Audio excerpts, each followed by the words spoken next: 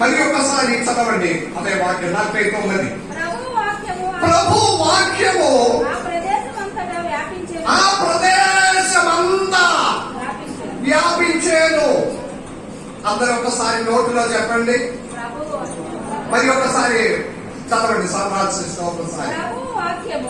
ప్రభు వాక్యం స్పీచ్ చేయండి. ప్రభు వాక్యము అందరు చెప్పలేదు. ప్రభు వాక్యము అయితే అందరు చెప్పట్లేదు, నిశ్శబ్దంగా ఉన్నారు. మరి ఒకసారి ప్రభు వాక్యము ఆ ప్రదేశం అంతటా వ్యాపించేను. ప్రభు వాక్యము ఆ ప్రదేశం అంతా వ్యాపించేది. మొత్తం ఒకసారి చెప్పండి. అబ్బా అందరు చెప్పలేదు. అందరు చెప్తే ఇంత స్వర కాదు కదా. ప్రభు వాక్యము ఆ ప్రదేశం అంతా వ్యాపించేను. హల్లెలూయా. దేవుని వాక్యం ఈ ప్రదేశం అంతా వ్యాపించాలి. ఆమేన్. అపోస్తల కార్యం 13వ అధ్యాయంలో క్రైస్తవ విశ్వాసములో ప్రారంభ సమయం ఇది. క్రైస్తవ విశ్వాసములోనికి జనులు ఆకర్షింపబడి క్రైస్తవుడు అని ఆ గుంపు ఎదుగుదలలోనికి గుంపు పెద్దదావిన సమయం. చాలా మంది దేవునిలోనికి వస్తే ఉన్న సమయం. హల్లెలూయా. ప్రారంభ సమయం, సంఘము ప్రారంభ సమయం. అప్పుడు వాక్యము అప్పుడు క్రైస్తవుడు తక్కువ మంది ఉన్నారు. మనం ఇప్పుడు ఉన్నట్లుగానే 100 మంది కూడా లేరు. అందరూ అన్యజనులే. కొందరు యూదా వంశస్థులు. అలాగే సమయంలో క్రైస్తవుడు యేసయ్య దేవునిలో నమ్మిన వారి చాలా తక్కువ మంది. ఆ సమయంలో వాక్యము ఆ ప్రదేశం అంతా వ్యాపించేది. క్రైస్తవుడు తక్కువగా ఉన్న ఆ కాలంలో వాక్యము ఆ దేశమంతా ప్రదేశమంతా వ్యాపించేదని వాక్యము 59వ వచనంలో. ఇప్పుడు క్రైస్తవులు ఎక్కువ శాతం ఉంది. మనం ఒకవేళ తెలంగాణ రాష్ట్రంలో తక్కువ అయితే కూడా ప్రపంచంలో క్రైస్తవుడే ఎక్కువ శాతం. హల్లెలూయా. భారతదేశంలో కొన్ని రాష్ట్రంలో 99% క్రైస్తవుడు ఉన్న రాష్ట్రాలు ఉన్నాయి. 99% క్రైస్తవుడు. కేరళ ప్రాంతంలోనికి రాష్ట్రంలోనికి వస్తే ఎక్కువ శాతము క్రైస్తవుడే. ఎక్కడ వెళ్ళినా దేవుని మందిరమే కనపడుతుంది. హల్లెలూయా. ఒకవేళ మన రాష్ట్రమైన తెలంగాణ అలాంటి ఉన్న స్థలంలో కొంచెం తక్కువ అయితే కూడా ఇలాగే చాలా మంది జనులు ఉన్న సమయంలో ఆ ప్రాంతంలో దేవుని వాక్యము వ్యాపిస్తున్నారా? ఇప్పుడు వ్యాపిస్తున్నారా? లేదు. ఆ కాలంలో తక్కువ మంది ఉన్నప్పుడు దేవుని వాక్యం ఆ ప్రదేశమంతా వ్యాపించేది. హల్లెలూయా. వాక్యము చేరాలి. ఇంకొక వాక్యం కూడా చదవండి. 52వ వచనం కూడా చదవండి. 52వ వచనం కూడా.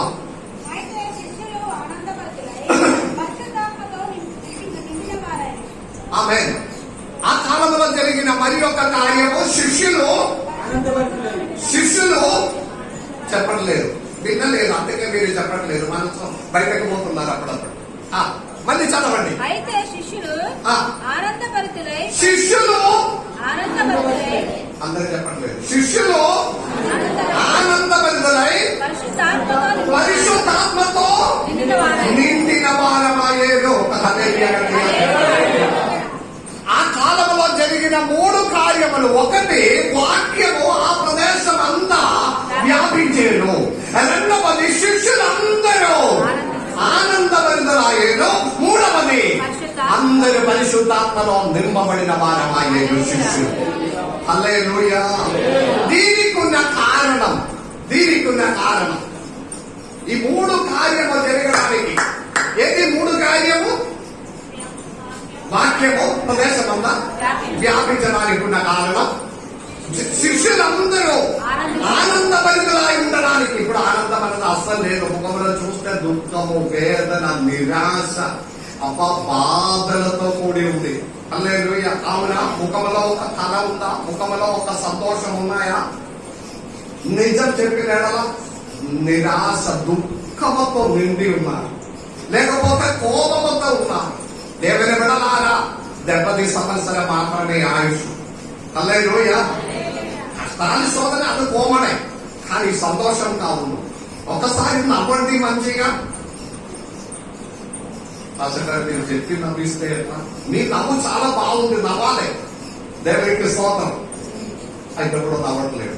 అట్లా నవ్వు రాదు అసలు కాదు. సంతోషం ఉండేదే కదా నవ్వట్లేదు. పుట్టిగా నవ్వడం మనసులో కెమెరా కొరకు నవ్వినట్టుగానే అయిపోతుంది. ఒకసారి నవ్వు.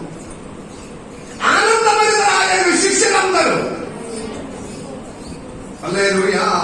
మూడవది, శిష్యులందరూ పరిశుద్ధాత్మలో నిండిన వారమయ్యేరు. దేవుని దీనికి కారణమైనది కొన్ని కార్యాలు ఉన్నాయి. హల్లెలూయా. మొట్టమొదటి కార్యము, అపోస్తలుడు పౌలు ఒక వాక్య పరిచర్య. మొదటి కారణం ఏంటిది? వాక్య పరిచర్య. Message of Paul. Message of Paul. అపోస్తలుడు పాల్, అపోస్తలుడు పౌలు ఒక వాక్య పరిచర్యే దానికి ఉన్న కారణం. దేనికి ఉన్న కారణం అమ్మా? వాక్యము ప్రదేశమంతా వ్యాపించడానికి, శిష్యులందరూ సంతోషములతో పరిశుద్ధాత్మతో నింపబడిన వారంగా ఉండడానికి ఉన్న కారణము అపోస్తలుడు పౌలు ఒక వాక్యము. చదవండి ఆ వేద భాగం ఒకసారి చదవండి. 16వ వచనం, 13వ అధ్యాయం 16వ వచనం. 13వ అధ్యాయం 16వ వచనం. అప్పుడు పౌలు నిలవబడి చేసి ఇట్లా, నేను ఇశ్రాయేలులారా, దేవునికి భయపడువారులారా వినుడి. ఇశ్రాయేలులను ఒక్కసారి కూడా. అప్పుడు పౌలు నిలవబడి చేసేన చేసి ఇట్లా, నేను. అప్పుడు పౌలు నిలబడి.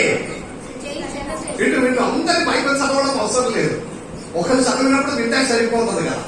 హల్లెలూయా. అప్పుడు పౌలు నిలవబడి చెయ్యి పైకి లేపి ఏదో ఓకే ఈ విధంగా దేవుని వాక్యము సెలవించడం మొదలు పెట్టినావు. పౌలు ఒక వాక్యం. పౌలు ద్వారా దేవుడు మాట్లాడిన దేవుని ఒక వాక్యము ఈ విధమైన దీవెనలు, ఈ విధమైన ఆశీర్వాదములు, ఈ విధమైన అనుగ్రహములు రావడానికి కారణమయ్యేను. ఆమేన్. వాక్యమునే హృదయములో సంగ్రహించాలి. వాక్యము హృదయ పలక మీద రాసుకొని వెళ్ళాలి. కష్టం వచ్చినప్పుడు, బాధలు వచ్చినప్పుడు, శ్రమలు వచ్చినప్పుడు, శోధనలు వచ్చినప్పుడు ఈ వాక్యం మమ్మల్ని బలపరుస్తుంది. ఈ వాక్యము మమ్మల్ని జీవింపజేస్తుంది. Praise the lord. హల్లెలూయా. వాక్యము పౌలు చెప్తున్నావు.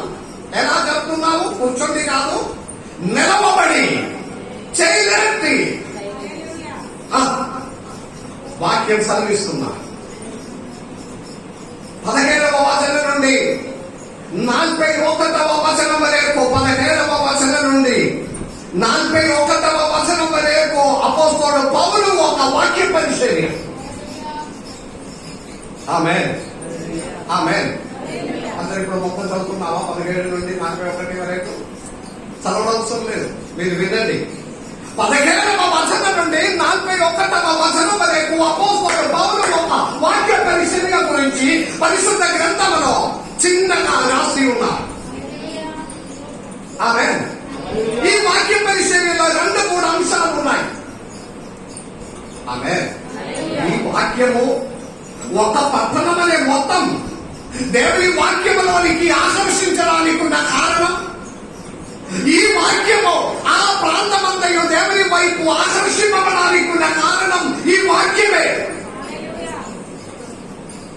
అందరూ సంతోషపరిదలాయి ఆరాధన ముగించి ఇంటిలోనికి పోయినప్పుడు వచ్చిన వారు ఇంకా బాధలతో కూడా వెళ్ళిపోతున్నారు. నిన్న పోయిన ఆదివారం ఒకరు నాతో అన్నారు, పాస్టర్ గారు మీ వాక్యము స్టేజ్ ఫార్వర్డ్ ఉంటుందన్నారు. మీ వాక్యము చాలా బాగుంది, స్టేజ్ ఫార్వర్డ్ ఉంది అంటే లెఫ్ట్ హ్యాండ్ రైట్ చెప్పేస్తున్నారని. నేను నాకు వాక్యము రెండంతల కంఠం, ఒకవైపు ఓదారుస్తుంది, మరి ఒక వైపు ఉడిగిస్తుంది. మన బలహీనతలని కరెక్ట్ గా చూపిస్తుంది. మమ్మల్ని అదే సమయంలో దేవుని వాక్యం ద్వారా మమ్మల్ని ఓదార్చిన రెండంతల కంఠంతో కూడినది దేవుని వాక్యము. హల్లెలూయా, దేవునికి స్తోత్రం. వాక్యం హృదయం మీద తాగాలి, వాక్యం హృదయం మీద టచ్ చేయాలి. పౌలు వాక్యం చెప్పినప్పుడు 4 ప్రాముఖ్యమైన విషయమనే 17వ వచనం నుండి 41వ వచనం వరకు వేద భాగములో పౌలు ప్రాముఖ్యమైన కొన్ని కార్యమనే తెలియజేయడం వలన హృదయముల జనములందరూ శిష్యులందరూ ఆనందపడులాడారు. ఆరాధన ముగించి ఇంటిలోనికి పోయినప్పుడు వచ్చినట్టుగా కాదు, ముఖములో ఒక ప్రసన్నత, ఒక సంతోషం, ఒక సమాధానం, ఒక ధైర్యం. హల్లెలూయా. ఆరాధనకు రావడం దాని కొరకే, నీకు విడుదల కొరకు రావాలి, స్వస్థత కొరకు రావాలి, వాక్యం కొరకు రావాలి, ధైర్యం పొందడానికి రావాలి, రెండవ అక్కడ కొరకు సిద్ధపడడానికి రావాలి. హల్లెలూయా. వాక్యములో ఉన్న 2-3 కార్యములు. ఒకటి, ఇక్కడే అపొస్తలుడు పౌలు తన పాద కార్యమంతయు జ్ఞాపకం చేస్తున్నారు. వాక్యములో ఉన్న మొదటి అంశం. ఆమేన్. మీ పాత జీవితం అనే జ్ఞాపకం చేస్తున్నారు. వాక్య పరిచర్యలో మీ జీవితం గురించి చెప్పాలి. ఆమేన్, ఆమేన్. కొరింథీయులకు పత్రిక రాస్తే రామగుండంలో ఉన్న వారికి ఏమవుతుంది? కొరింథీయులకు కదా రాసినది, కొరింథీయులో ఉన్న విశ్వాసులు. ఆ విధంగా ఆలోచన చేస్తే ఇది ఎవరో కొరకు రాసినదని ఆలోచన చేసుకుంటే వాక్యం ఏ ప్రయోజనం లేకపోతుంది. ఈ వాక్యం నాతో మాట్లాడుతున్నా, నాకున్న వాక్యం ఇది. పౌలు మాట్లాడిన తన వాక్య పరిచర్య ప్రారంభంలో వాక్యం వినిన వారు జీవిత వాక్యం ఉన్నాయి. పాత జీవితముల గురించి మాట్లాడుతున్నారు. They are talking about the past lives, reminding, remembering. వారి పాత జీవితం అనే జ్ఞాపకం చేస్తున్నారు. Praise the lord. 17వ అధ్యాయం 13వ అధ్యాయంలో ఒకసారి 17వ వచనం చదవండి. 17వ వచనం. ఇశ్రాయేలీయులారా, దేవునికి భయపడువారులారా వినుడి. పౌలు లేచి నిలవబడి చేయి చాపి వాక్య పరిచర్య మొదలు పెడుతున్నారు. హల్లెలూయా. ఇశ్రాయేలు ప్రజలారా, దేవునికి భయపడులారా, దేవుని భయపడువారులారా వినుడి. ఆమేన్. ఇప్పుడు మనతో మాట్లాడుతున్నారు. ఇశ్రాయేలు ప్రజలంటే ఒకవేళ మనం కాలేకపోయినా దేవుని భయపడిన వారులారా. ఒక చేయి చాపి ఒక హల్లెలూయా చెప్పండి. అమ్మా, అంత బెలం లేదా? నిద్ర వస్తున్నారా? చేయి మంచిగా పైకి ఆకాశం వైపు తెప్పండి. హల్లెలూయా. దేవుని భయపడిన వారులారా వినుడి. వింటున్నారా? వినుడి. ఇశ్రాయేలును ఈ ప్రజలు దేవుడు మన పితరులను ఏర్పరచుకొని వారు ఐగుప్తు దేశమందు పరదేశులై ఉన్నప్పుడు ఆ ప్రజలను హెచ్చించి ఐగుప్తులో ఏం చెప్తున్నారు? మీ పిల్లలు ఐగుప్తులో బానిసలుగా ఉన్నప్పుడు దేవుడు తన బలమైన హస్తముతో తన ప్రజల్ని ఎక్కడి నుండి విడిపించారు. వాక్య పరిచర్య మొదలు పెడుతున్నారు. Praise the lord. 2-3 కార్యం ఇక్కడ గుర్తు చేస్తున్నారు. పాతదనే మర్చిపోకూడదు. మనమందరం పాతదంతా మర్చిపోతుంది. మర్చిపోయినావా? తప్పకుండా మర్చిపోతున్నారు. దేవునికి అంత ప్రాముఖ్యం ఇవ్వడం లేదు. ఏ విధంగా మనము జీవించినామో కానీ అదంతా మర్చిపోతుంది. ఒకప్పుడు ఒక మంచి ఇల్లు లేక బాధపడిన కాలము, డబ్బు లేక బాధపడిన కాలము, ఇంటిలో ఫర్నిచర్స్ ఏమి లేకుండా తాను కట్టిన ఒక మంచం మాత్రమే ఇంటిలో, అది పెద్దవారు పడుకోవడం, పగలు అదే మడత పెట్టి ఒక సైడ్కి పెట్టి ఎప్పుడు కింద కూర్చోవడము, ఒక మంచి బెడ్ లేదు, ఎమోఫోన్ లేదు, సోఫా సెట్ ఏమి లేదు, అలాగే ఒక మంచి కుంచులు లేదు. ఎవరైనా వస్తే పక్కన ఇంటికి వెళ్ళి కుంచి తీసుకురావాల్సిన పరిస్థితి, బాత్రూమ్ లాట్రిన్స్ లేవు, బయటికి పోవలసిన సాహచర్యము, డబ్బు లేకుండా మంచి డ్రెస్ లేక షూ లేక బాధపడిన ఒక కాలము, అదంతా మనం ఇప్పుడు మర్చిపోయినాం. బండి లేకుండా రోడ్డులో నిలబడి ఆటో ఎక్కి బస్ ఎక్కిపోయిన ఒక కాలం. ఇప్పుడు ప్రతి ఇంటిలో దేవుడు బైక్, కార్, వెహికల్స్ అందదయ చేసినాం. కానీ దేవుని మర్చిపోయినాము. ఆశీర్వాదం ఇచ్చిన దేవుని మర్చిపోను. ఇప్పుడు బండి ఉంది కానీ దేవుని మందిరంలో రావడానికి సమయం లేదు. ఇప్పుడు వాహనాలు ఉంది, దేవుని ఆరాధించడానికి సమయం లేదు. అప్పుడు ఫోన్ చేయడానికి ఎస్టీడీ బూత్ ముందే నిలబడి ఫోన్ చేసిన కాలం మన పిల్లలు హాస్టల్లో ఉన్నాయా? హాస్టల్లో తల్లిదండ్రులకు వారంలో ఒకసారి శనివారం ఇచ్చిన సమయంలో లైన్గా నిలబడి ఇంటికి ఫోన్ చేసిన పిల్లలు ఇప్పుడు వారి దగ్గర ఐఫోన్, స్మార్ట్ ఫోన్ తో వారు తిరిగి వారు నడిచినప్పుడు దేవుని ఆరాధించడానికి సమయం లేదు మనకు. ఆమేన్. సైకిల్ లేని కాలంలో మంచి బైక్ దేవుడు అనుగ్రహించినాము. దేవునికి స్తోత్రం. నేను ఎల్లప్పుడూ చెప్పినది, 3 లక్షల విలువ ఉన్న కారు కొనిన వారు ఉన్నారు బైక్ కొనిన వారు ఉన్నారు మన సంఘంలో. 3 లక్షల ఖర్చు పెట్టి కొత్త బైక్, అది పేరు కూడా నాకు తెలియదు నోట్లో రావడం. అంత గొప్ప బైక్ కొనడానికి ఆశీర్వాదం నేను ప్రార్థన చేసిన, నేనే డెడికేట్ చేసిన. అంత గొప్ప ఆశీర్వాదం, కానీ దేవునికి ప్రయోజనం లేకపోకూడదు. ఆమేన్. పాతకాలమనే జ్ఞాపకం చేసిన అపోస్తలుడు పౌలు వాక్యం వినిన ఆ ప్రాంతమంతా దేవునిలోనికి ఆకర్షింపబడినారు. ప్రజలు సంతోషంతో నిండిన వారు, ప్రజలు పరిశుద్ధాత్మలో నింపబడినారు. పౌలు మాట్లాడుతున్నాము, మీ ప్రజలు, మీ పితరులు. ఆ వాక్యం చదవండి, 17, 18 గట్టిగా స్పీడ్గా చదవండి.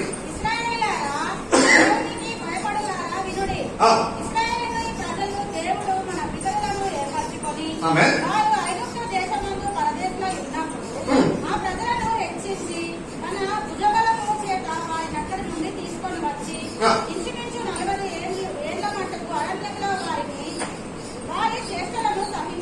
వారు చేష్టలని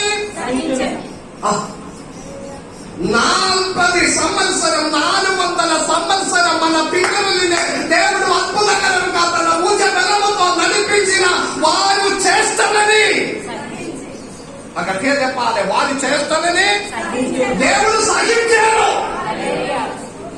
వారు తిరుగుబాటు, వారు మొండితనమనే, వారు తిరుగుబాటునే, వారు మొండితనమనే, వారు పాపమనే, వారు స్వభావం అంతా దేవుడు భరించను, సహించారు. ఎంత గొప్ప దేవుడు మన దేవుడు. ఇది నేను చెప్పినది కాదు, అపోస్తలుడు పౌలు తన వాక్య పరిచర్యలో మొదటి అంశంగా చెప్తున్నాము. హల్లెలూయా. ఐగుప్తులో వారు అనుభవించిన ఈజిప్షియన్ సాక్రిఫైస్ అండ్ డెలివరెన్స్, ఐగుప్తులో ఉన్న వారి శ్రమను అదిలో నుండి దేవుడు వారిని విడిపించాడు. ఆమేన్. మన ముద్దితనమైన దేవుడు భరించడం లేదా? ఒక ఆదివారం వస్తే 2వ ఆదివారం మనం రాను, 2వ ఆదివారం మందిరంలో వస్తే 3వ ఆదివారం మనం ఎట్టో వెళ్తుంది. కానీ దానికి తగిన విధంగా దేవుడు శిక్షిస్తున్నామా? ఎవరైనా వచ్చి ఫంక్షన్ కి పిలిస్తే మందిరం మానేసి ఫంక్షన్ కి వెళ్తుంది. ఎవరైనా ఊరికి పోవాలంటే మనము శనివారం వరకు పని చేసి ఆదివారం ఆరాధన మానేసి మనము వెళ్తుంది. అక్కడే వారమంతా ఉండి శనివారము బయలుదేరుతుంది, ఆదివారం యాత్ర చేసి మళ్ళీ సోమవారం పనికి పోవాలి కదా. మందిరమనే ఆరాధన మాత్రం మనము పక్కన పెట్టి ఇష్టానుసారంగా మనము జీవించినప్పుడు కూడా దేవుడు మమ్మల్ని సహించడం లేదా? కరోనా వచ్చి కొట్టుకొని లక్ష మంది ప్రాణములు తీసుకుపోయినప్పుడు కూడా దేవుడు మమ్మల్ని కాపాడలేదా? ఎక్కడ కృతజ్ఞత?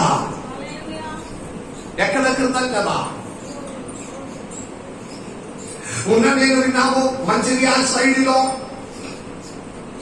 కరోనా వైరస్ వచ్చి ఒక ధనవంతుని కుటుంబంలో కోట్లు ఆయన ఖర్చు పెట్టింది ట్రీట్మెంట్ కొరకు హైదరాబాద్ లో కోట్లు. కానీ బ్రతకలేదు.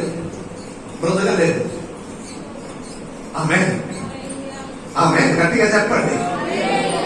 కానీ ఒక ₹1000 కూడా ఖర్చు పెట్టకుండా ఆమె దేవుడు ఎంత ఉన్నతంగా మనమును మన పిల్లలని దేవుడు కాపాడినాడు. కృతజ్ఞతతో నిండాలి హృదయం, కృతజ్ఞతతో నిండాలి. ఇది మన గొప్పదనం కాదు, దేవుడు మమ్మల్ని సహిస్తున్నాడు. మన పితరులే వారు ఒంటిదనమనే దేవుడు సహించాడని మన వాక్య పరిచర్య లెఫ్ట్ అండ్ రైట్ వారి హృదయం మీద కొంచెమని మాట్లాడుతున్నారు. మనుషులు మాట్లాడే ఆమేన్. నాకు అన్నారు కదా ఒకరు మా సకాలు మీరు వాక్యం స్ట్రైట్ ఫార్వర్డ్ గా చెప్పిందని. అప్పుడు నేను ఒక జవాబు, అంత స్ట్రైట్ ఫార్వర్డ్ గా చెప్తే కూడా ఎవరైనా మారినావా? మా సకాలు మీరు ఎప్పుడు చెప్పుకుంటే కూడా అటు ఇటు తిరిగి దశమ భాగంలోనికి వస్తారు. ఎందుకు మాస్టర్ గారు ఇట్లా? నేను ఒకటే అడుగుతా, నిదానం కాదు. ఇంత చెప్తే కూడా మీరు ఇవ్వడం మొదలు పెట్టినావా? లేదు. ఈ ఇష్టం లేకుండా పోవడం ఎవరికి? ఒకటే అడుగు. దశమ భాగం కరెక్ట్ ఇచ్చిన వారికి ఇది చెప్తే 100 సార్లు చెప్తే ప్రాబ్లం ఉందా? లేదు. ఎందుకంటే వాళ్ళు ఇస్తున్నారు, వారికి సంతోషం. కానీ ఈ ప్రోగ్రాం ఎవరికి? ఇవ్వలేని వారు ఇవ్వరు, అది చెప్పడం ఇష్టపడరు కదా. అప్పుడు తప్పెవరిది? చెప్పిన పాస్టర్ గారు తప్ప, ఇవ్వలేని వారు తప్ప. అదే కదండి. వాక్యం ఎవరికి నచ్చడం లేదు, ఆ వాక్యంలో ఉన్న కార్యం ఇష్టపడలేని వారికి నచ్చలేదు. అపోస్తలుడు పౌలు లెఫ్ట్ అండ్ రైట్ మాట్లాడుతున్నారు. మీ పితరులనే తల్లిదండ్రులనే దేవుడు సహించాడు. 435 సంవత్సరం సహించాలని. హల్లెలూయా. జ్ఞాపకం ఉండాలి పాత కాలంలో ఎలా జీవించాలని. నిత్యోపదేశ కాండం 8వ అధ్యాయము 12-16 వచనాలు ఒకసారి చదవండి. నిత్యోపదేశ కాండం 8వ అధ్యాయము 12వ వచనం. మంచి ఇండ్లు కట్టించుకొని వాటిలో నివసింపగా. గట్టిగా అందరూ వినలేదు. మంచి ఇండ్లు కట్టించుకొని వాటిలో నివసింపగా నీ పశువులు నీ గొర్రె మేకలను వృద్ధి అయి నీకు వెండి బంగారం విస్తరించి. మీకు పశువులు మీకున్నదంతా వర్ధులై వెండి బంగారములో మీకు వర్ధులా ఉన్నప్పుడు, నీకు కలిగినదంతయు వర్ధిల్లినప్పుడు,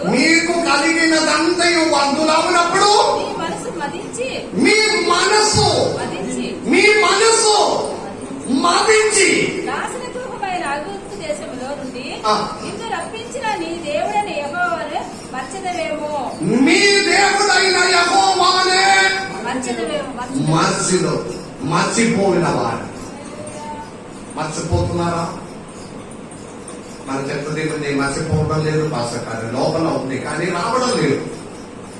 ఒక వారం కంటూ వారు అట్లా కాదు దేవుడు చెప్పినది. దేవుని ఆజ్ఞ అనుసరించిన వారులారా ప్రతి ఆదివారం అనారోగ్యంలో మనము లేవలేకపోయినా నడవలేకపోయినా కష్టం ఉంటే మాత్రం, లేకపోతే తప్పకుండా మందిరంలో వారి తరములనే దేవుడు ఆశీర్వదిస్తుంది.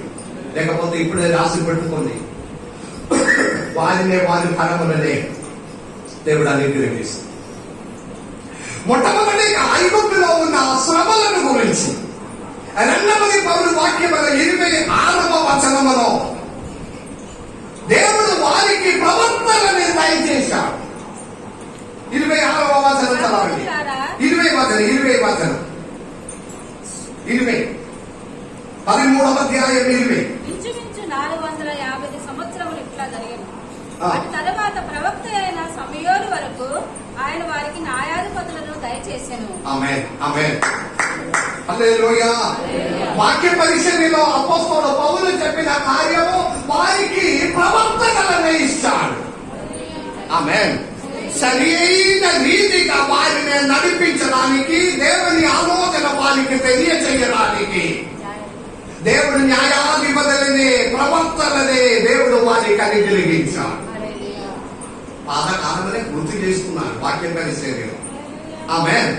12 సంవత్సరం వెనక కైరోస్ మిషన్ దేవుడు మనకు అనుగ్రహించి రామగుండములో నిలబడి దేవుని రాకడ కొరకు సిద్ధపరచడానికి దేవుడు ఒక మందిరమనే ఏర్పాటు చేశాడు. Praise the Lord. కానీ ఆ మందిరముల గురించి ఆసక్తి కలిగి ఉండాలి. ప్రార్థనలో జ్ఞాపకం చేసినాము, దేవా మందిరం కట్టడానికి ప్రతి ఒక్కరినే ప్రేరేపించండి. ఇంకా 2 నెలలు మాత్రమే ఉంది. నవంబర్ 25వ తారీఖు కొత్త ఆలయం కొరకు మనము పునాది వేయాలి కదా. కాబట్టి నిర్ణయము కొత్త ఆలయం కొరకు నవంబర్ 25వ అగ్ని ప్రతిష్ఠా దినంలో మనము 3 పోయింది బయటకు పోయింది. హల్లెలూయా. పునాది వేయాలి. ప్రతి కుటుంబం 50,000 దాని లోపల కట్టాలి.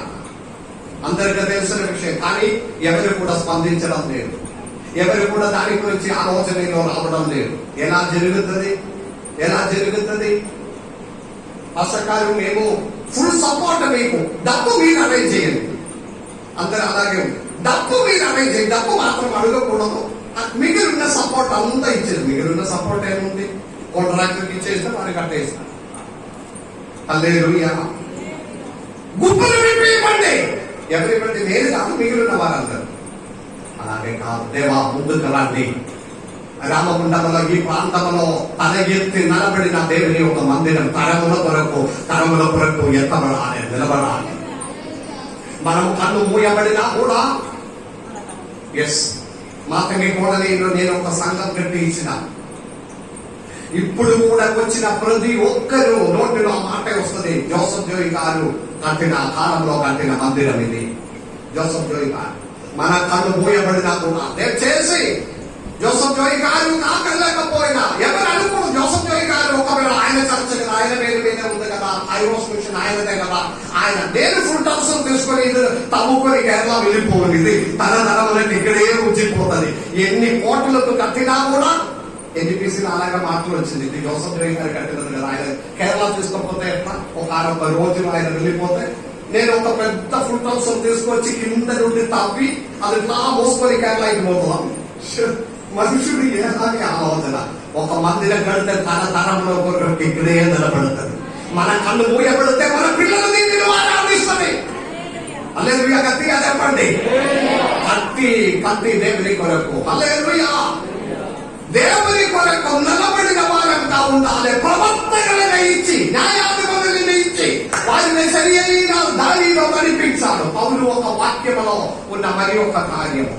3వది అక్కడ మాట్లాడినది 21-22 వచనములో ఇలాగే ఉన్నప్పుడు వారు రాజుల కొరకు they cry for a king. దేవుడు మరి నడిపించడం ఇష్టం లేదు, మాకు రాజులు కావాలన్నా. ఇది కూడా పౌలు వాక్యం పరిచర్యలో కొద్ది కాలం నడిపించి వాక్యం అంతా చెప్పినప్పుడు పాస్టర్ గారు ఇప్పుడు మీరు కాదు, మాకు ఇంకొక పాస్టర్ ఉండే బాగుంది. ఈ పాస్టర్ గారు 12 సంవత్సరం మీ నోటిలో నుండి. అందుకే నేను అప్పుడప్పుడు ఒక్కొక్కరిని తెలుసుకొస్తున్నారు వాక్యం మీద. అన్ఫార్చునేట్లీ ఆయన అందరూ వచ్చి చెప్పినది మొత్తం దశమ భాగం గురించి చెప్పిపోయినా. ఏదైనా నేను ఇది చెప్పు అది చెప్పు అని ఆయనతో చెప్పలేదు. ఆయన అదే వాక్యం చెప్పి ఎనివే వారికి దేవుడు అనుగ్రహించిన ప్రవర్తనలో వారు అలసిపోయినా, న్యాయాధిపతులు నడత ఇష్టం లేకపోయినావు, వారికి రాజు కావాలన్నా. దేవునికి స్తోత్రం. 21-22 వచనాలు చదవండి. ఆ తర్వాత వారు రాజు కావాలని కోరగా ఆమేన్. ఇప్పుడు ప్రోగ్రాం అదే. దేవుడు నడిపించినది ఇష్టం లేదు, రాజు నడిపిస్తే బాగుంది. ఆమేన్. కానీ రాజు నడిపించినప్పుడు నా ఘోరమైన సాహచర్యం వారికి అర్థం కాదు. ఆమేన్. దేవుడు నడిపించినప్పుడు దేవుని ఇష్టం లేక మాకు రాజు నడిపిస్తే సరిపోతుంది. దేవుడు వారికి సౌలునే ఇచ్చాడు. సౌలు దేవుని మాటకి అవిధేయుడు అయినప్పుడు దేవుడు తనకి హృదయానుసారమైన వ్యక్తి ఎవరు? దావీదునే ఇచ్చాడు. ఇదంతా పౌలు వాక్య పరిచర్య. పౌలు వాక్యం చెప్పినప్పుడు పాత చరిత్రం అంతా జ్ఞాపకం చేసుకున్నాం. దేవుని బిడ్డలారా, ఇప్పుడు నేను గుర్తు చేసినది దయచేసి పాతకాలమనే మర్చిపోకూడదు. పాతకాలంలో కష్టమని, అందుకే నేను సాక్ష్యం చెప్పినప్పుడైనా వాక్యం చెప్పినప్పుడు నా పాతకాలం అంతా నాకు గుర్తొస్తుంది. చికెన్ మటన్ బిర్యానీ తిన్నప్పుడు మొన్న బర్త్డే రోజు అమ్మకానికి కొంచెం చేయి నొప్పి అంతా ఉందా కాబట్టి సోమాచాయ్ ఆర్డర్ చేసి మటన్ బిర్యానీ తెప్పించాడు. అది తినడం వల్ల నా వచ్చి మళ్ళీ కాలు నొప్పి చేయి నొప్పి ఎక్కువ అయినా. ఓకే, దాంట్లో ఉన్న ఈ మసాలాలు అంతా ఎనివే అది తీసుకొచ్చినప్పుడు ఒకప్పుడు ఒక కూర కూడా లేకుండా ఉట్టి పచ్చడితో అన్నం తినిన కాలం అనే గుర్తొచ్చిన, పచ్చడి కూడా లేకుండా మనమంతా మర్చిపోతుంది. పచ్చడి కూడా లేకుండా ఉప్పు మాత్రం పోసి అన్నం తినిన కాలం, దొడ్డు బియ్యం మాత్రం వాడుకొనిన కాలం గుర్తుందా? దేవుని మహిమపరచండి. గుర్తున్న వారి చేతులైతే దేవుని మహిమపరచండి. ఈ కాలంలో కనిపించిన దేవా, ఓ మనము తిండి మిగిలినది ఇంకా ఒక కుటుంబానికి తినడానికి ఉట్టిగా డస్ట్బిన్ లో పడేసినది. మంచి ముక్క, కారు ముక్క వస్తేనే తింటది. చికెన్ మంచి ముక్క కావాలి, మిగిలినంతా పక్కన పెడతారు. ఎంత ఉన్నదంకా దేవుడు నడిపించినావు. దేవుని ఎంత ఉన్నదంకా, ఎంత ఉన్నదంకా. చికెన్ ఫిష్ ప్రతి వారం ఆదివారం అంటే స్పెషల్.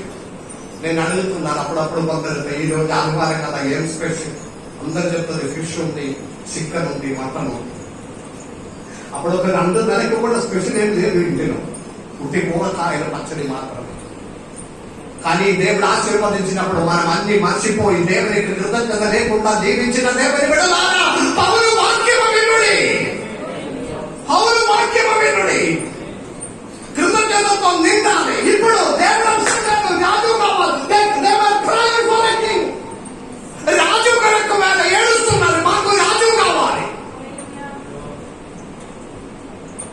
రాజు వస్తే దానికి ఉన్న క్రమ పద్ధతి చాలా భయంకరంగా ఉంది.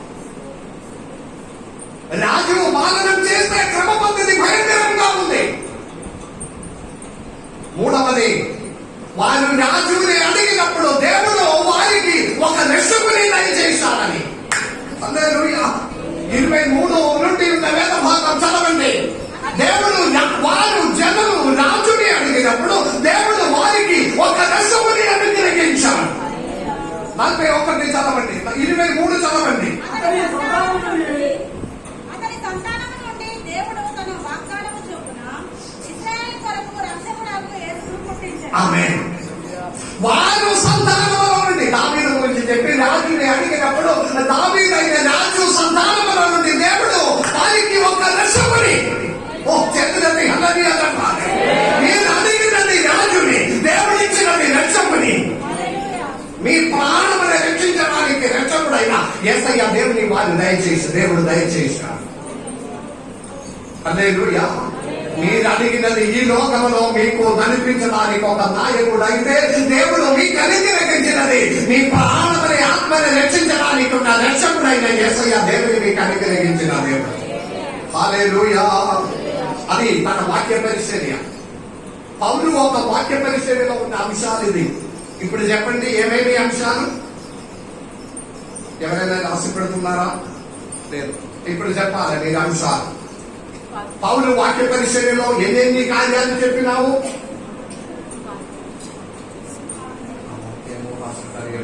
బాగానే చెప్పినావు, కానీ అదంతా ఏది మనకు గుర్తు రావట్లేదు. పాతకాలంలో ఉన్న కష్టాలని జ్ఞాపకం చేశాను. వారికి ప్రవర్తనని అనుగ్రహించినాము. ప్రవర్తనని అనుగ్రహించిన తర్వాత వారు ఒక రాజు కొరకు వారిని మొరపెట్టినాము. రాజు కొరకు మొరపెట్టినప్పుడు దేవుడు వారికి రక్షకుని అనుగ్రహించాడు. ఇదంతా వాక్య పరిచర్యలో పౌలు జనులతో చెప్తూనే ఉన్నారు. చెప్పుకొని లేచి నిలబడి రక్షకుని ఇచ్చిన దేవుడు వారికి ఒక క్రమ పద్ధతి కూడా నియమించిన. 13వ అధ్యాయము 38, 39 వచనములో, కాబట్టి 38, 39వ వచనములో వారు రూల్స్ అండ్ రెగ్యులేషన్ పెట్టేసిన రూల్స్ అండ్ రెగ్యులేషన్ చదవండి. 38, 39. కాబట్టి సహోదరులారా, ఆ. మీకు ఈయన ద్వారానే పాప క్షమాపణ ప్రచురమగుచున్నదని ఈయన ద్వారానే పాప క్షమాపణ. వింటు వింటు వింటు వింటు ఎవరి ద్వారానే? రక్షకుడైన యేసయ్య దేవుడు ద్వారానే పాప క్షమాపణ. చదవండి. మీరు మోసే ధర్మశాస్త్రము వలన ఏ విషయంలో నీతిమంతులుగా తీర్చబడలేకపోతిరో ఆ విషయములన్నింటిలో విశ్వసించు ప్రతివాడును ఈయన వలనే మోసే ధర్మశాస్త్ర ప్రకారం మీకు సంపూర్ణ విడుదల రాలేనందువలన యేసయ్య దేవుని దయచేశాడు రక్షకుని సంపూర్ణ విడుదల కొరకు. మాస్టర్ గారు ఇదేమి మాకు అర్థం కాలేదు. మీరు కూర్చున్న విధానం చూస్తే మాకు అర్థం అవుతుంది. చాలా మందికి చెప్పినది ఏమీ అర్థం కాలేదు. అపోస్తలుడు, నేను చిన్నగా చెప్తాను మరి ఒకసారి. అపోస్తలుడు పౌలు ఒకానొక రోజు లేచి నిలబడి ఒక వాక్యం చెప్పినప్పుడు ఆ ప్రాంతం అంతా దేవుని వాక్యం వినడానికి వచ్చాడు. అందరూ సంతోషభరితులయ్యారు. ఈ రోజు ఆదివారం ఆరాధన ముగించి వెళ్ళినప్పుడు ఆ సంతోషం మీ ముఖంలో కనపడాలి. మీ బాధలంతా తెలిసిన దేవుని సన్నిధానంలో సంతోషంతో వెళ్ళాలి. పరిశుద్ధాత్మలో నింపబడాలి. పరిశుద్ధాత్మలో నింపడం అంటే అదొక కవచం, అదొక కవచం, అదొక కాపాడుట. ఆమె దానికి ఉన్న వాక్యముల పాత చరిత్రం అంతా పౌలు చెప్తున్నారు. అపోస్తలుడు పౌలు చెప్తున్నారు. కష్టాల కాలంలో వారు ఆ ప్రవర్తనలని అన్ని గ్రహించినాము. వారి వ్యాధి కొరకు మొదలుపెట్టినాము. కానీ దేవుడు రక్షకుని ఇచ్చినాము. ఆ రక్షకుల ద్వారా దేవుడు క్రమ పద్ధతిని కూడా ఏర్పరచుకున్నారు. ఆమేన్, ఆమేన్. ఇది పౌలు ఒక వాక్య పరిశీలన.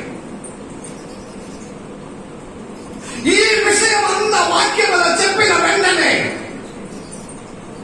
రెండవ విషయం, వాక్యం ఎదుట జనులు రెస్పాన్స్ అయ్యేది.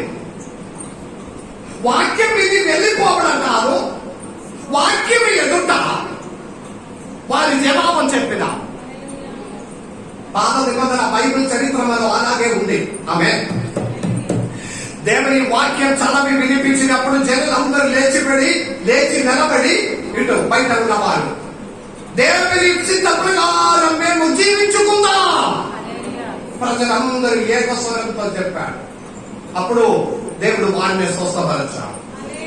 ఇప్పుడు ఇక్కడ మనకున్న ప్రాబ్లం అంటే వాక్యం వినిపోవడం మాత్రమే ఉంది, రెస్పాండ్ అవ్వడం లేదు.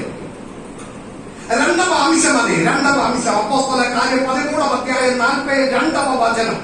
42వ వచనం. వారు సమాజ మందిరములో నుండి వెళ్ళుచుండగా ఈ మాటలను మరుసటి విశ్రాంతి దినమున తమతో చెప్పవలనని జనులు వేడుకొనిరి. విన్నారా? వెనక నుండి ఒకరు చదవండి. ఈ వెనక రెస్పాన్స్ తక్కువ ఉంది, ముందు మాత్రమే రెస్పాన్స్ ఉంది ఆరాధనలో. బయట ఉన్న వారు ఒకరు బైబిల్ చదవండి. ఆ వేద భాగం బయట చదువు వచ్చిన వారు ఉన్నా ఇప్పుడు చదివిన వేద భాగం ఒకసారి చదవండి. వెనక ఉన్నవారు 13వ అధ్యాయం 42వ వచనం.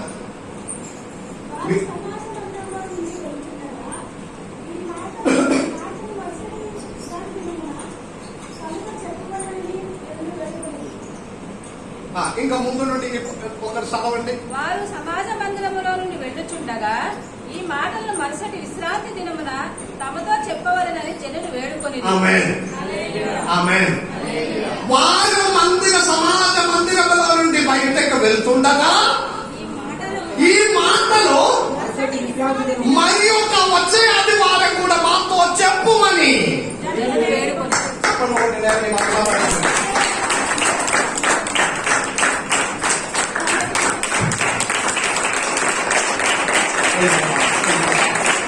ప్రతి దానికి హుషారు ఉండాలి. ఎంతమంది చెప్తుంది పాస్టర్ గారు ఇదే వాక్యం వచ్చే వారికి కూడా చెప్తుంటే పాస్టర్ గారు ఇలానే కాకుండా వేరే ఏదో ఒకటి చెప్పుకుంటే బాగుంది కదా. కానీ వారు ఏం చెప్పినావు చెప్పండి దేవుని విడలాగా. వారు ఏమన్నారు జనులు? ఇంత ఘోరంగా వారితో మాట్లాడినప్పుడు మీ పితరులు మీ స్వభావం ఇలాగే అని మాట్లాడినప్పుడు వారు ఏమన్నారు? వచ్చే ఆదివారం కూడా వచ్చి ఇదే వాక్యం మాతో చెప్పండి. గట్టిగా హల్లెలూయా చెప్పండి. వాక్యం అందు రెస్పాండ్ అవ్వడం. ఆ వాక్యము పని చేయడం మొదలు పెట్టినాం. ఇప్పుడు వాక్యం విని వెళ్ళిపోవడం తప్ప ఆ వాక్యం ఏమీ పని చేయడం లేదు. ఏది ఏ వాక్యమో కూడా పని చేయడం లేదు. మందిరంలో ఒక సండే స్కూల్ టీచర్ కావాలి కావాలి అని నేను 2-3 నెలల నుండి ప్రకటన చేస్తున్నాను. చాలా మంది దేవుడు ఆశీర్వదించిన వారు ఉన్నారు, కానీ దేవుని కొరకు ఒక్క అడుగు పెట్టడానికి ఇష్టం లేదు. సండే స్కూల్ నడిపించడానికి యోగ్యత కలిగి దేవుడు ఆశీర్వదించిన వారు దాదాపు 10 మంది పైన ఉన్నాయి సంఘంలో. కానీ చిన్న పిల్లలకి వాక్యం చెప్పి బోధించడానికి ఇష్టం లేక, వాక్యం వినిన వాక్యం అందు ప్రత్యుత్తరం ఇవ్వాలి.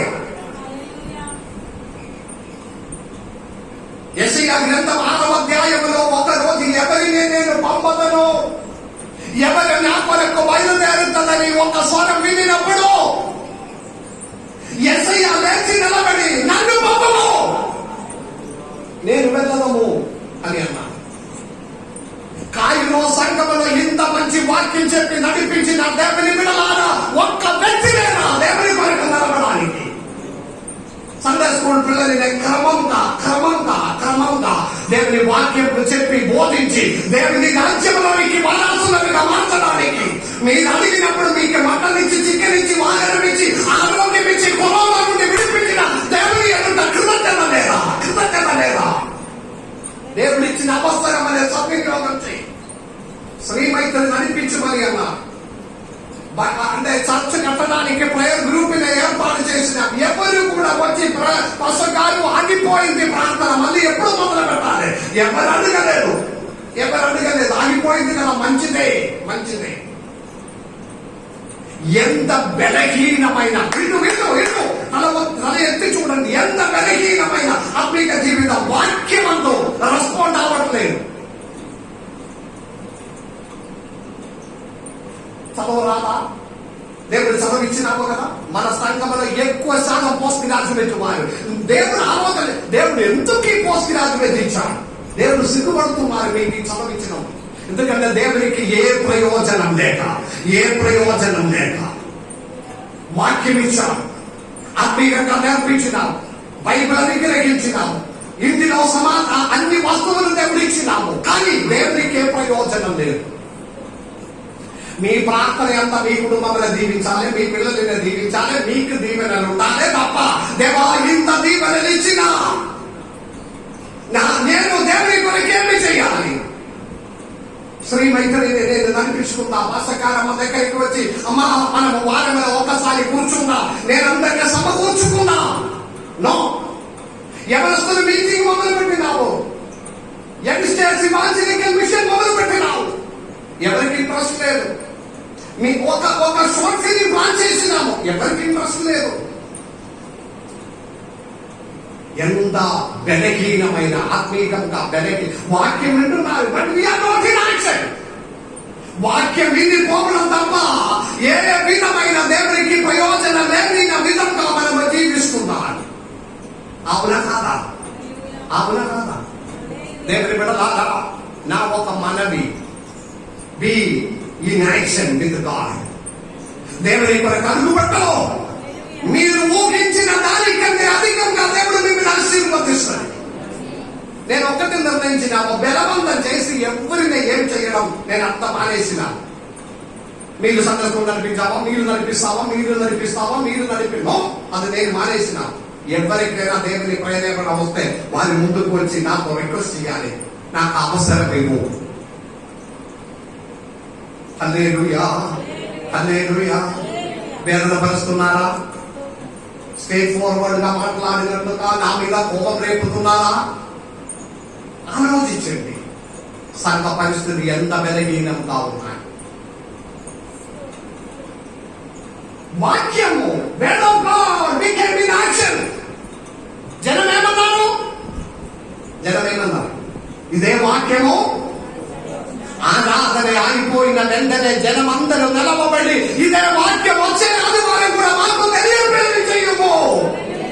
ఎంత మంచి రెస్పాన్స్, ఎంత మంచి రెస్పాన్స్. Praise the lord. మరలా వినడానికి ఉన్న ఆశ, మరలా వినడానికి ఉన్న ఆశ. అడుగుబెట్టు, దేవుడు మీ పరిస్థితిని మారుస్తాడు. అందుకే దేవుడు ఏ విధమైన దారి తెరవడం లేదు. ఆశించిన ప్రకారం ఏ దారి తెరవడం లేదు. ఎందుకంటే దేవునికి ఏ ప్రయోజనం లేదు. ఇంతగా దీవించినందుకు దేవునికి ఏ ప్రయోజనం లేదు. ఉన్నాయా దేవునికి ప్రయోజనం? మీ ఆరోగ్యంతో దేవునికి ప్రయోజనం ఉందా? మీ సౌందర్యం బట్టి దేవునికి ప్రయోజనం ఉందా? మీ చదువుని బట్టి దేవునికి ఏదైనా లాభం ఉందా? మిమ్మల్ని చదివించి మీ చదివిన ప్రతి దానిలో మీకు నేను పాస్ చేసి మరి ఒక క్లాసులోనికి నడిపించినాను. దేవునికి ఏదైనా ప్రయోజనం ఉందా? మీకు ఉద్యోగం ఇచ్చిన ఏదైనా ప్రయోజనం ఉన్నాయా? అందుకే ఇంకా ఆశీర్వదించడానికి దేవుడు భయపడుతుంది. ఎందుకంటే ఎంత చేసినా ఈ జనులకి ఏ ప్రయోజనం లేకుండా, ఏ రెస్పాండ్ లేకుండా ఉన్నాడని అపోస్తలుడు పౌలు తన వాక్యంలో చెప్పిన వెంటనే వారు రెస్పాండ్ అయినారు. త్వరగా రెస్పాండ్ అయినారు. వాక్యం కొరకు ఆశ.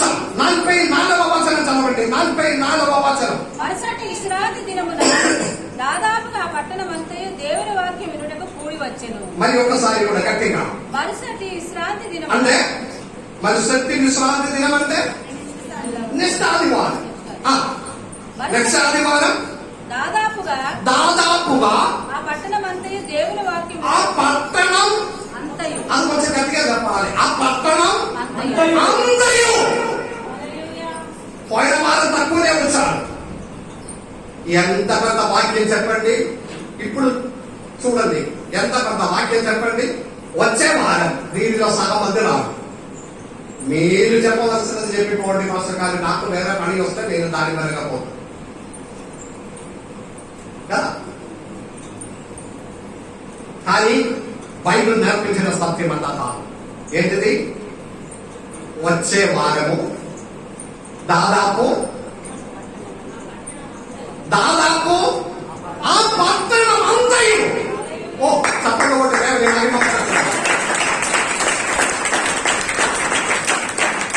అంటే అదేలా సాధ్యమైంది చెప్తావా? ఫస్ట్ పౌలు వాక్యం చెప్పినప్పుడు ఇంతమంది రాలేదు. వచ్చే వారంలో దాదాపు పట్టణం అందరూ వచ్చారు. అంటే ఎలా? పౌలు వెళ్ళి అందరితో పిలిచాడా? కానీ ఎట్లా కావచ్చు? వినిన వాళ్ళందరూ వెళ్ళి ఇద్దరినే కూడా పట్టుకొని వచ్చాను.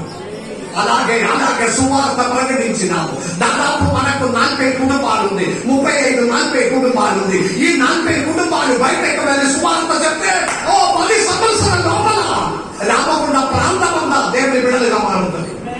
కానీ మనకు సాక్ష్యం లేదు, మనం ఇతరులతో పంచడం లేదు. హల్లెలూయా. పట్టణమంతయు, దాదాపు పట్టణమంతయు వాక్యం వినడానికి కూడి వచ్చింది. హల్లెలూయా. వాక్యం అంటే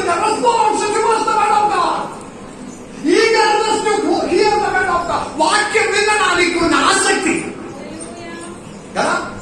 పట్టణం అంతా వచ్చారు. అది రెండవ అంశం. రెస్పాన్స్ అవ్వాలి. దేవుని విడలారా, దేవుని వాక్యము క్రియలాగా మారాలి. వాక్యము క్రియలాగా మారాలి. కుటుంబ ప్రార్థన మొదలు పెట్టండి. ఎంతమంది మొదలు పెట్టినావు? రోజు బైబిల్ చదవండి. కార్డు ప్రింట్ చేసి ప్రతి ఇంటికి ఉచితంగా ఇచ్చేసినాము క్రిస్మస్ కి. ఎంతమంది ఇంటిలో బైబిల్ చదువుతున్నాము? లేదు. దేవునికి స్తోత్రం. ఒకరిద్దరు చేసి చూపించిన వారిని బట్టి దేవునికి స్తోత్రం. ఆసక్తి కలిగి ఉండాలి. వాక్యం వినుట మాత్రం కాదు, వాక్యం అంత యాక్షన్ ఉండాలి, ప్రవర్తన ఉండాలి, క్రియ ఉండాలి. లేకపోతే నిద్ర వస్తుంది. లేకపోతే నిద్ర వచ్చిన వారంతా హల్లెలూయా చెప్పండి. హల్లెలూయా. ఎవరికి నిద్ర రావట్లేదు. దేవునికి దేవుని బిడ్డలారా, వాక్యం should be become in action. అది ప్రవర్తనలోనికి రావాలి. దేవునికి స్తోత్రం. పేతురు ఒక వాక్య పరిచయంలో 3,000 మంది మారినారు. వాక్య విని యాక్షన్ అయింది. మళ్ళీ ఒక వాక్య పరిచర్యలో 5,000 మంది మారినారు. పైసలో పేతురు వాక్య పరిచర్యలో 3,000 మంది, రెండవ వాక్య పరిచర్యలో 5,000 మంది. కానీ పౌలు వాక్య పరిచర్యలో ఆ పట్టణం మొత్తం మారినారు.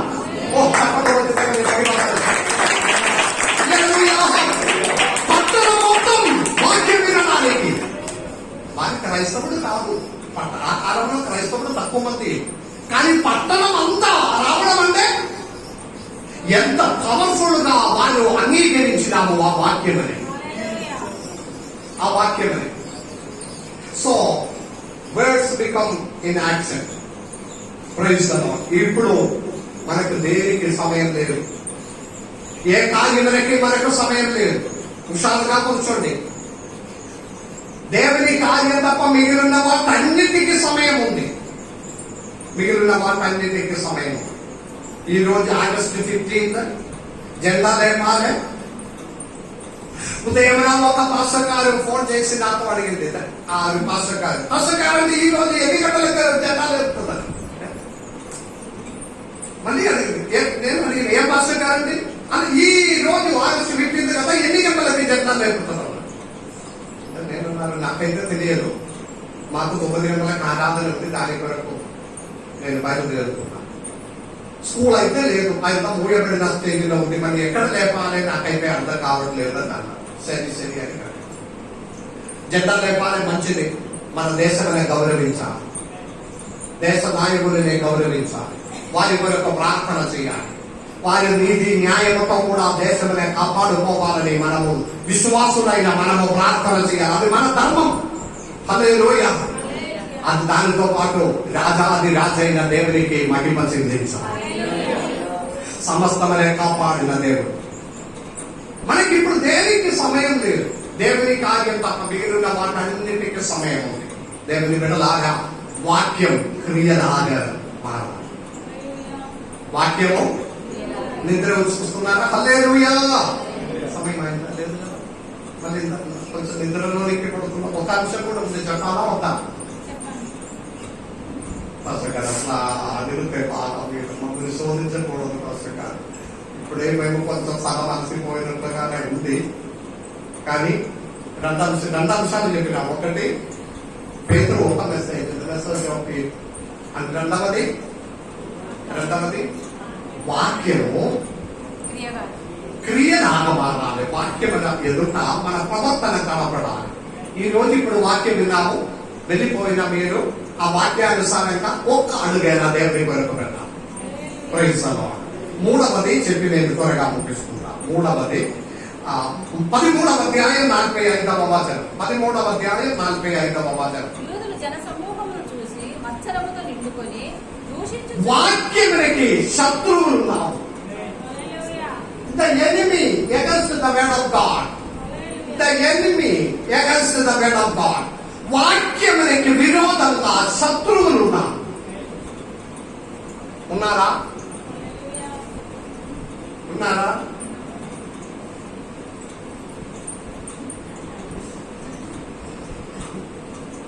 ఇదేమి మాకు అసలు పనికి రాదు. ఆత్మలో దేవుని ఆత్మలో మాట్లాడినప్పుడు సాతాను కొందరినే బలవంతంగా వెనక్కి లాగేస్తారు. వారి వలన మొత్తం దల్లుగా మారిపోతుంది. ఆరాధనలో వాక్యం వినినప్పుడు మంచి హుషారుగా ఉండాలి. ఆత్మలో వాక్యం వినడానికి, చప్పట్లు కొట్టడానికి, ప్రార్థించడానికి, స్తోత్రం చెల్లించడానికి, చేతులెత్తి దేవుని మహిమపరచడానికి.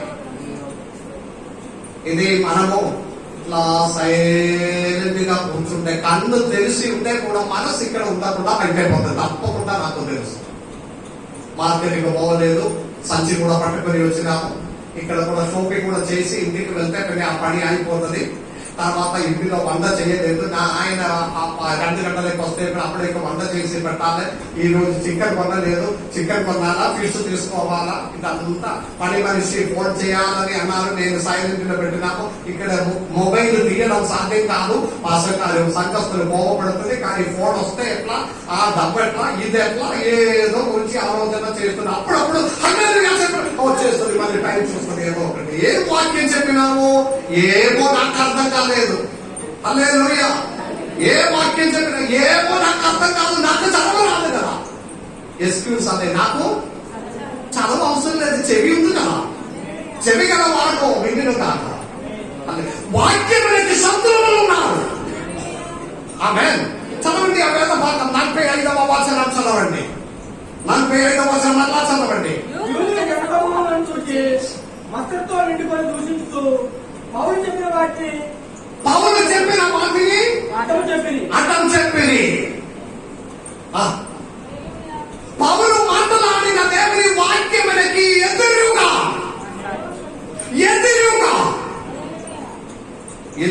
మారు. హృదయంలో కూర్చుండి అయినా అప్పుడప్పుడైనా దేవుని వాక్యములకి ఎదురుగా హృదయంలో ఆలోచించిన వారు ఉన్నారా? పాడమని చెప్తే దానికి ఎదురుగా ఆలోచన పోతుంది. చప్పళ్ళు కొట్టమని చెప్తే అందరి చప్పళ్ళు కొట్టండి అని చెప్తే ఎదురుగా మనసు పోతుంది. ఆరాధించమని చెప్తే దానికి ఎదురుగా మారుతుంది. దేవునికి సమర్పించండి కాணிకలు స్తోత్ర దశమ భాగం అని చెప్తే ఎదురుగా ఆలోచన పోతుంది. ప్రతి దానికి శత్రువులాగా మారిపోవడం. ఉన్నారా ఎవరైనా? అపోస్తలుడు పౌలు ఇంత గట్టిగా వాక్యం చెప్పినప్పుడు కూడా దానికి శత్రువులాగే ఉన్నారు కొందరు. హల్లెలూయా. ఎదురుగా మారడం. కానీ ఎందుకు ఈ వాక్యం అంతా చెప్పడము? ఎవరు కూడా నష్టమైపోకుండా, ఇటు దేవుని బిడ్డలారా, ఎవరు కూడా ఒక్కరు కూడా నష్టమైపోకుండా దేవుని రాకడ సమయంలో పరలోక రాజ్యంలో నిలబడాలి. ఆ ఒక్క ఉద్దేశంతో కూడి మాత్రమే ఉంది ఈ వాక్యం అంతా ఇంత గట్టిగా చెప్పడం. ఆమేన్. ఏదో విధంగా మిమ్మల్ని త్రిప్పి దేవుని వైపు నిలబెట్టి సంఘములకి దేవుని రాజ్యములకి వారసులుగా మీ కుటుంబం మారాలి. ఆ ఒక్క ఉద్దేశంతో వాక్యం చెప్తున్నా. హల్లెలూయా. హల్లెలూయా. లేకపోతే ఒక్కొక్కరికి ఇష్టం ఉన్నట్లుగా మీ దశమ భాగం వస్తుంది కదా, మీ కాணிకలు వస్తుంది కదా, కాబట్టి మిమ్మల్ని నొప్పించి ఏ మాట్లాడకూడదు. మీరు ఏది చేసినా అనుకూలంగా చెప్తే మీ కాணிకలు పోకుండా కాపాడుకోవచ్చు. అట్లా చూసుకుంటే దేవుని సన్నిధానం లెక్క చెప్పవలసినది ఉంది. హల్లెలూయా. కాబట్టి దేవుని బిడ్డలారా, వాక్యములకి శత్రువులు. 13వ అధ్యాయం 50వ వచనం చదవండి. 13వ అధ్యాయం 50వ వచనం. 13:50. ఈ శత్రువులుగా ఉన్నవారు ఎవరు? 50. ప్రభువాక్యము ప్రదేశమంతటా వ్యాపించను గాని యూదులు భక్తి మర్యాదలు గల స్త్రీలను ఆ పట్టణపు ప్రాముఖ్యులను రేపి పౌరులకు బర్నబాకును హింస కలగజేసి ఆమె ఎవరినే మరి ఒకసారి కూడా చదవండి జాగ్రత్తగా విని. ఎవరినే శత్రువు పట్టుకున్నారు? భక్తి గల స్త్రీలని, ఆ పట్టణపు ప్రాముఖ్యులను, ఆ పట్టణములో పెద్ద మనిషిని.